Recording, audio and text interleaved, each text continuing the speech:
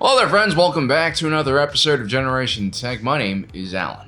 Everyone wants to be a starfighter pilot, specifically for the Rebel Alliance, and it makes sense. They have some of the best starfighters in the galaxy, with a focus on pilot comfort and safety. And better yet, there's a starship for every type of pilot. You like slow and steady and stable rides, and the Y-Wing is perfect for you. What if you're on the other end of the spectrum and you need speed, maneuverability, and acceleration? Well, the A-Wing has the fastest sublight engines in the galaxy. Or maybe you want a bit of both. A jack of all trades, and you're a sucker for aesthetics. Well, you can't go wrong with the T-65B X-Wing. But here's the thing, there's actually one terrible aspect or part of being a pilot, specifically a Rebel pilot, that most people don't think about, and it actually takes up a huge portion of your time. You see, unlike the Empire, most Rebel snubfighters are fully equipped with a miniaturized hyperdrive. This allows these snubfighters to deploy directly into combat, which means no delay from deployment from a larger carrier ship. This really fits in well with the Rebellion's slash and run attack strategy. They jump into system, fire a few turbo lasers, and they get back into hyperspace before the Empire can even scramble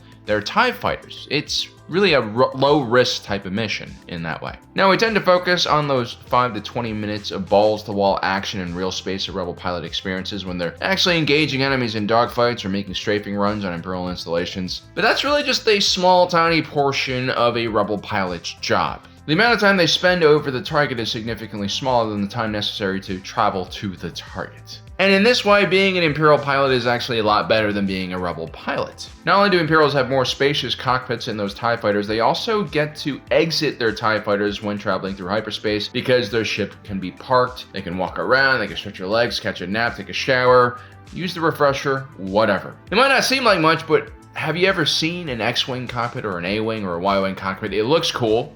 You know, I've done the whole VR thing where you can look around, it looks cool, but do you really want to spend a day inside of one of these things? So let's first talk about how hyperspace travel works and just how long the average pilot spends at FTL speeds. So in Star Wars, the hyperdrive isn't just some extra large engine that propels you at much faster speeds. It's more like a wormhole generator or some kind of device that basically rips open the fabric of the current dimension, propelling you into a higher dimensional space, where physics kind of work in a different way, allowing you to actually travel at FTL speeds, something that right now is not really scientifically possible in our current dimension. So when you're traveling at FTL speeds, everything in the normal galaxy also has its shadow in hyperspace, which means your location in hyperspace is tied to a real-world location. So if you accidentally fly into a star, you're most likely also going to experience a lot of damage in hyperspace. Usually what happens is the hyperdrive fail-safe mechanism does pull you out of the extra dimension before you collide into a large planetary mass, but yeah, it's scary.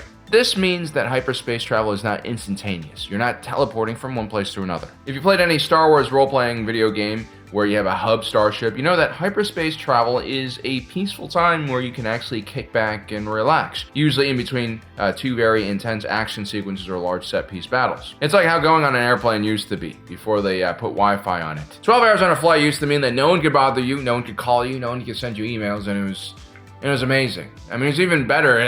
Back in the day in Russia and China, they allowed you to smoke in the back of the airplane, so you could have a cigarette with a really terrible tasting cup of paper coffee, and yeah, that was as close to peace as you could get probably on Earth. Anyway, not all hyperdrives are created equally. They are generally rated by class, and that actually highly affects how fast you can go at FTL speeds. You know how Han Solo always brags about having the fastest ship in the galaxy, which did the Kessel Run under a certain amount of parsecs? Well, he's not talking about the thrusters on his ship, he's talking about the hyperdrive, and the minimal amount of jumps he did while navigating the entire cluster of gravitational anomalies. His starship, the Millennium Falcon, had a 0.5 class hyperdrive, and it was truly amongst the fastest in the galaxy. Now, most ships also had a backup hyperdrive, because if your primary failed, then you basically end up being stuck, and it could take you years or a lifetime to just travel from one system to another, which is basically the kind of situation we're stuck in right now here on Earth. During episode 5, the Millennium Falcon's hyperdrive failed because, it was kind of an aftermarket pile of nonsense held together with bantha spits. And so Han Solo had to use the backup hyperdrive on the Millennium Falcon, which was a class 10. And this thing is really slow. Now, Hoth is right next to Bespin in a galactic sense. They're literally right on top of each other and share a direct hyperspace route. How fast it takes to travel FTL speeds isn't just about physical distance, it's also about how many jumps you have to make or how direct of a line you would take. The Kessel Run that Han Solo brags about from a distance point of view is insignificant, but since there are so many anomalies in the way of this trip, you do have to make multiple jumps to get around black holes and nebulas. Han Solo broke the record not because his ship was necessarily the fastest, but because in all honesty, he's kind of an idiot, and he went right through one of the most densely packed and chaotic parts of the Maelstrom. And that really does say a lot about him. Now, the interesting thing here is a trip from Hoth to Bespin is really short. It usually takes under an hour. And I think Han Solo, if he had the option to go somewhere else, he probably wouldn't have gone to Bespin. But the problem is, with a Class 10 hyperdrive, it's so slow you really have to choose the closest star system. As a matter of fact, it took them several weeks to just get to Bespin. That was enough time for Luke to fully train under Yoda and become a Jedi Knight. And so getting from Hoth to Coruscant with a Class 10 hyperdrive, well, that probably would take many, many years. This is important because before the invention of the Class 1 hyperdrive, before the miniaturization of the hyperdrive, I feel like no one even bothered to put one of these things in a snub fighter, or at least they were limited to very short jumps with weaker hyperdrives, because no one realistically could sit in a starfighter for weeks or even days, now that I think about it, and remain in good shape to fight the enemy when you arrive. I mean, you're most likely going to be covered in your feces, you're going to be disoriented, and you're probably going to have a blood clot that is slowly traveling up your body and will enter your heart the second you pull a radical, G-force maneuver. I mean, look at the first year of the Clone Wars. Most of the ships used ring hyperdrives, which were quite massive, but more importantly, fast, and kept the transition time a little shorter. That was really the only way you could jump a starfighter. Otherwise, things become unbearable for the pilots. Now, judging by what we know from legends and canon stories about how long it takes to go from one system to another, here's the speed it takes for different jumps. Let's say you're out by Pluto and you want to surprise a fleet around Venus. That's an intersolar system jump. You could probably do that jump literally instantaneously. Now, let's say you're staging your fleet in a system next to the one you're about to invade. That jump might take, a couple of minutes to an hour. Now, if you want to go from the outer rim to the mid rim, that will take even more hours and maybe even half a day. It depends on how far you're traveling, how many jumps you have to make, and then making it across the entire galaxy at a minimum takes a day. It could take even longer, depending, again, where you're starting from. And so that's the time frame we're working with, from a few minutes to a day, maybe 2 days. I think for most Rebel operations, let's say you're targeting a system, your fleet will most likely jump to a nearby system, offload the X-Wing and Y-Wing so that the pilots could have their rest on the longer portions of the flight, and then these pilots do the last leg in their fighter, so you have that immediate deployment advantage when you arrive in system. But here's the thing, missions didn't always go smoothly for the Rebellion. As a matter of fact, a lot of times things got really messed up. You might lose your carrier ship, you might lose your wing commander, squadron commander. You might find yourself being chased by Imperial forces, and so maybe that 8-hour trip you're planning turns into a few-day trip. Or maybe you're on a patrol or a reconnaissance mission where you do have to do multiple jumps and have multi-day missions, all inside of a cockpit of a tiny snub fighter. Now you're beginning to see why this is awful. Now, if you're Luke Skywalker, you could probably meditate in the Force and bypass the time thinking about, how you wish Leia wasn't your sister. But normies really are going to be pushed to their limits. I mean, they're going to have to mentally prepare themselves in a way where they won't crack under pressure just sitting there for so long. Here on Earth, the maximum documented time that a fighter pilot in a single-seater can realistically be on a mission for is around 8 to 12 hours. It's very possible that the Desperate Rebel Alliance had their pilots going for even longer periods of time. And like I said, this is dangerous. You become overly tired, you become sleep-deprived. You probably have to do number one in a catheter, which is actually the easy part, although that probably gets uncomfortable after a few hours. The really difficult part is not just the blood clots forming in your legs, but also you can't really go number two when you're in a cockpit. They don't design seats in that way. And so you can limit your calorie intake, but then you might become even more tired and sleepy because of low blood sugar. And that, combined with exhaustion from constant vigilance, stress, and cortisol pumping through your body, leads to a lot of mistakes, which is not ideal when you're piloting a fighter. And so despite being much more advanced in our society, they still haven't really figured this out, I don't think. Rebel pilots basically face the same problems that our pilots do. 3-hour flights might be okay, but anything longer really starts kind of destroying your capabilities when you actually go on the mission. Now, most starfighters in the Star Wars galaxy did have a piddle pack, built into the ejection seat so that you could relieve yourself, number one usually.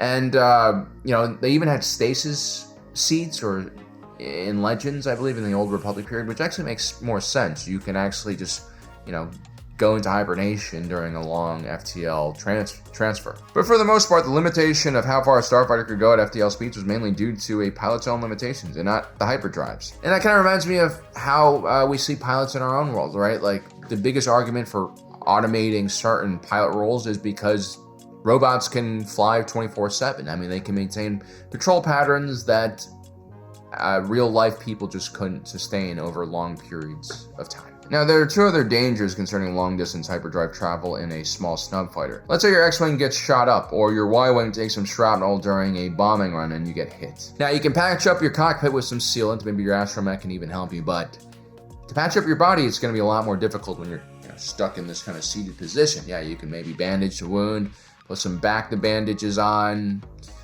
But other than that, if you do stabilize yourself, even if you do stabilize yourself, how long are you going to last before you get real medical treatment? If it's 2 hours, 3 hours, maybe you'll make it. But what if it's an 8-hour hyperspace transfer? You just end up dying in hyperspace? I mean, I guess there's something romantic about it, but it sounds awful. The Imperial at least gets to be on a ship with a full medical facility. Something that you don't get when you're a rebel on a subfighter. And let's say you do stabilize your wound and you kind of recover a little bit and you make it to the end of your journey. What kind of shape will you be in when you try to land? It's probably not going to be a great landing. The last danger is the most unique danger that rebel pilots face, and it's honestly not talked about enough. Although, I think in the Imperial Navy's procedure handbook, there is mention of the phenomenon I'm about to talk about. So when a ship enters hyperspace, the windows in an Imperial ship are made fully opaque so that no one can stare at the viewport and see hyperspace. The reasoning is that there's a chance of a sailor experiencing hyperrapture or light speed psychosis after staring at hyperspace for a prolonged period of time. Researchers don't exactly understand why this happens. It could be that the human mind is not developed enough to understand what they're seeing in extra-dimensional space. It could be, warp demons. It could also be related to the general level of paranoia and stress that an individual pilot is feeling when they experience these episodes. Interestingly enough, some individuals are immune to this type of psychosis. Darth Vader was one of these people. He, for instance, loved to stand on the bridge of a Star Destroyer and lose himself in the beautiful swirling blue lights of the warp. He's probably listening to the siren songs of Slaanesh, pretending to be Padme or something. I forgive you for choking me, Anakin. Don't let our kids hook up. They don't know they're siblings.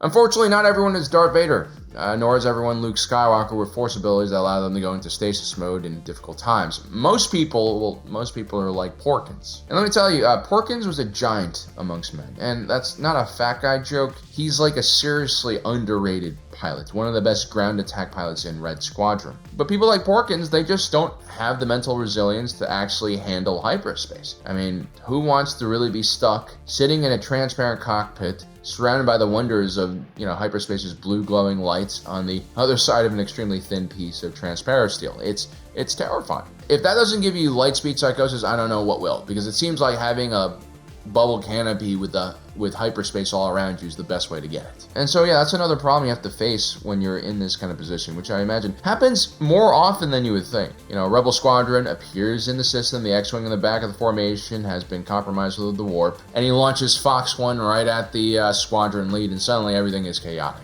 I'm sure that happened quite a lot. Now, the optimal flight time for hyperspace really is just a few hours. Enough time to run some diagnostics, maybe check on your power systems, take a short nap. I mean, the astromech can honestly do most of it while you're napping. And what would be really nice if you had some comms still and were able to communicate with other squadron mates who are flying in hyperspace alongside you. You basically need something to distract you. Being stuck in one place is just not something that humans do very well. Well guys, I hope you enjoyed today's video. Don't forget to subscribe, hit that notification button down below so you don't miss on the rest of your awesome content. My name is Alan, reminding you that my allegiance is to the Republic, to democracy.